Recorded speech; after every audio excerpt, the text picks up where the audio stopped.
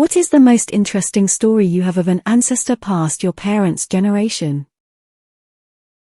My grandfather owned a hardware store in downtown Bogotá when the April 9, 1948 riots.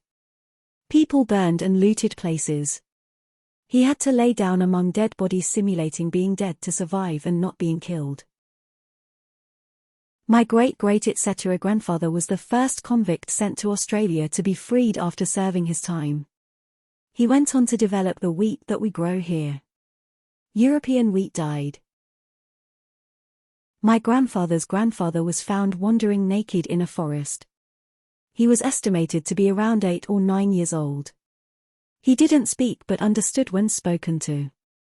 After a few years he started talking but was never able to recall anything about his life before he was found by the family that took him in, my great-great-great-grandparents. They raised him as their own and all the stories say he turned out pretty normal. My great-great-grandmother was Winston Churchill's parlour maid. When she left service to get married, he begged her to stay as he was fond of her, and when she said no, he gifted her a table and chair from his own parlour as a wedding gift. My parents have the chair in my mum's office, and the table is currently in storage. Edit wrong number of greats lol. My great-grandpa once got his hands on 10 kilograms of tobacco because a smuggler threw it away while being chased by the border guards. My great-grandfather grew up super poor in Italy. He had an infection of some sort in his arm that would kill him if untreated, and because he was poor, it was left untreated. So one day, at age 14, he and a few friends found a bottle of liquor, a tree stump, and an axe. The only pictures I've seen of him, he only has one arm. Dutch here. My maternal grandfather was part of a group of people that hid Jews and allies in a hidden village underground house made in the woods during WO2. They were later discovered by the SS, but they still managed to save a lot of people. To this day you can visit the remains of the hidden village to see what it was like. My grandpa beat Rod Laver in a tennis match when he was a teenager and was going to be sponsored by Dunlop, but his parents were wealthy and thought tennis was silly with little money at the time, so he didn't pursue it. Now there's a stadium named after Rod Laver. My great-grandfather was from a wealthy family back in Greece, Albania in the 1890s. He had a tryst with a peasant girl who got pregnant. Rather than marry the peasant girl, the family arranged for my great-grandfather to be sent to America. Not to be outdone, the peasant girl and her family saved up enough money and sent her to America after him. She found him in New York, and they got married there. Mountain goat pushed my great-great-uncle off a cliff. One of my great-grandmother climbed on top of Mount Blanc in 1942, during the German occupation of France. On top of that, she did it while wearing a dress. We have pictures of it in my family. Edit because people ask for pictures. My grandparents have it in paper format and I don't have access to it easily, so I can't share it with you for now. If one day I can obtain it in a numerical format, I promise that I will put it here if I haven't forgotten. Che Guevara taught my grandfather to play chess. His father used to get into bar fights with Pancho Villa.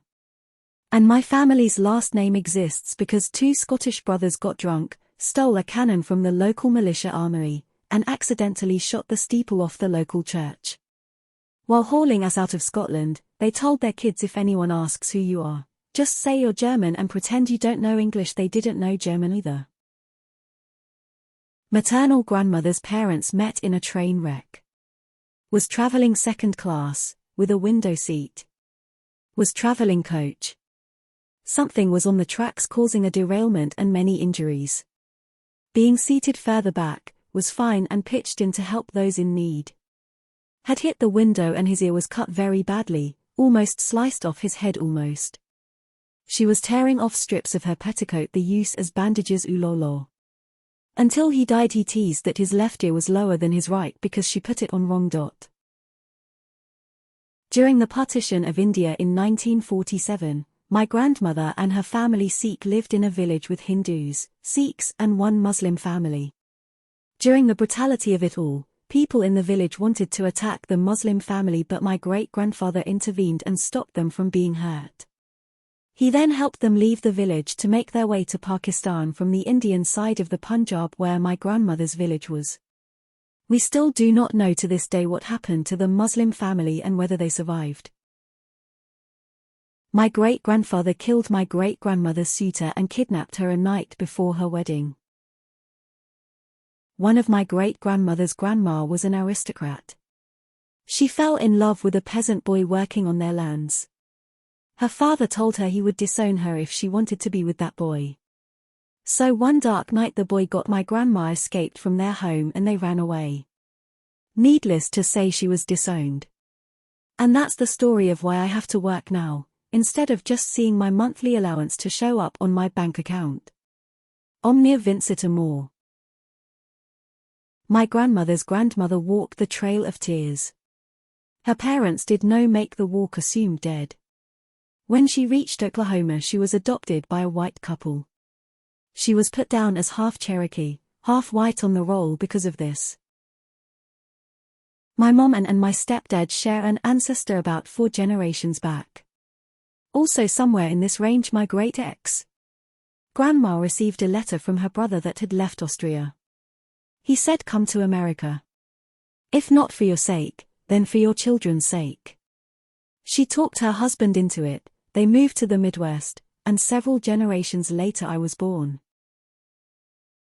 Great-great-great-great-great-great-grandpa Andrew threw rocks through his landlord's windows in Cork, jumped onto the next ship to Canada, started a farm on the Ottawa River, changed his surname to MacDonald so people would think he was Scottish, and imprisoned the tax collector in his cellar when they came to demand land taxes from him.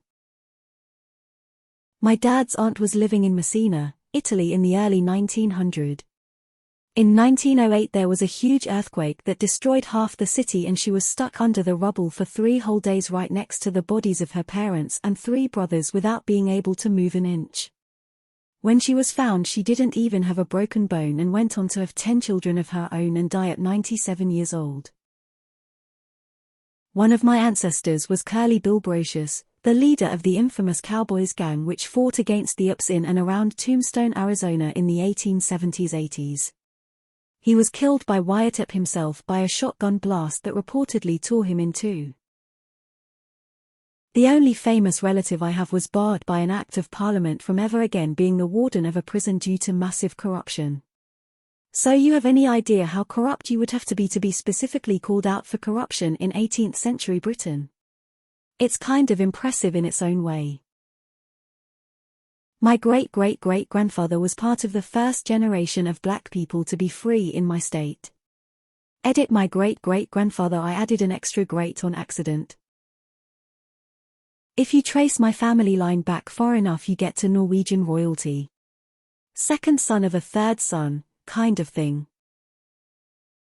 The uncle of my grandfather was part of Hitler's personal SS Corps. Great-grandfather was a samurai. He moved to America because samurai were becoming obsolete. I'm 34 but my paternal grandfather was born in 1895. He got shot through both knees sideways in Belgium during World War I, then had to limp miles to safety. Sounds impossible but I have a newspaper article about it. His brother also survived World War I, only to die in the Spanish flu pandemic. Sadly my grandfather died quite a while before I was born. My grandfather came from a small town in Michigan's Upper Peninsula and had rarely left the state when he volunteered to fight in WW2. Pretty soon he was on a plane to Midway from Pearl. He's sitting next to a man he doesn't know for an hour before the co-pilot comes back and asks the man next to him, "Admiral Lindbergh, would you like to fly the plane?" At that time Charles Lindbergh was possibly the most famous man on earth. It is on brand for my grandpa to be fairly unimpressed by him. My family hasn't found out the direct connection just yet, but I'm related to the dude who played the king in Abbott and Costello's version of Jack and the Beanstalk. I had an ancestor who was a witch and people used to come see her to treat their ills.